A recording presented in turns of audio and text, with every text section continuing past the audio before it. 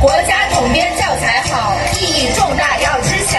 教育是国之大计，战略目标很重要。强国战略和工程，国家统筹和指导，中央统一的部署，精修使用时间到。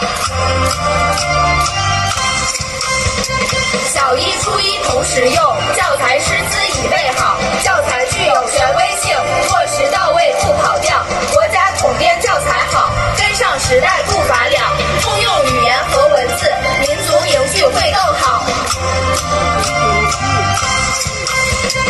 国家统编教材好，和谐相处少不了，同舟共济向前走。